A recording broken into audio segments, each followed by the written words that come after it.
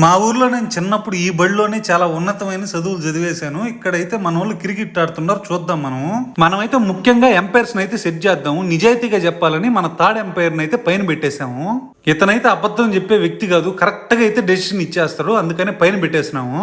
ఇప్పుడు ఒక్కొక్క ప్లేయర్ యొక్క టాలెంట్ చూద్దాము. ఇప్పుడు ఆడే అతనికి బాల్ తగలదు, తపస్సు చేసిన తగలదు. ఇప్పుడుకి 10 ఓవర్లు ఆడున్నాడు, ఫైనల్ గా అవుట్, బాల్ అయితే తగలలేదు. ఇంకేం చేస్తాడు, బ్యాట్ ఇచ్చేసి అయితే వెళ్ళిపోయాడు. ఇంకో రెండో వ్యక్తి బాల్ ఈక ముందే రన్ బరిగిస్తేస్తాడు, మరి దేనికి బరిగిస్తున్నాడో ఏమో తెలియదు. ఈ బ్యాటింగ్ చూసేదానికి ప్రేక్షకులు సరే ఎంతసేపు చూస్తున్నారంటే ఇతనిలో టాలెంట్ ఉండదేమో అని చెప్పి మళ్ళీ కూడా చూసినాను.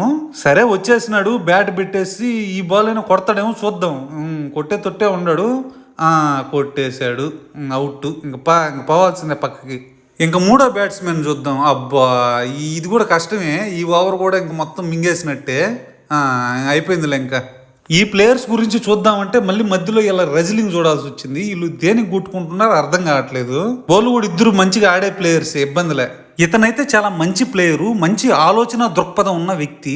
ఎందుకు అనుకుంటున్నారు, బాల్ వేస్తే బ్యాట్కి తగలనీయడు, ఎందుకు తగిలితే మళ్ళీ పరిగెత్తాలి, ఏమంత శ్రమ, అందుకని చెప్పి అతని ఆలోచనతో ఆడనమాట. పెద్దగా ఇలా చెప్పుకుంటా పోతే చాలానే ఉన్నాయి. వీడియో నచ్చుంటే మర్చిపోకుండా ఒక లైక్ కొట్టేయండి.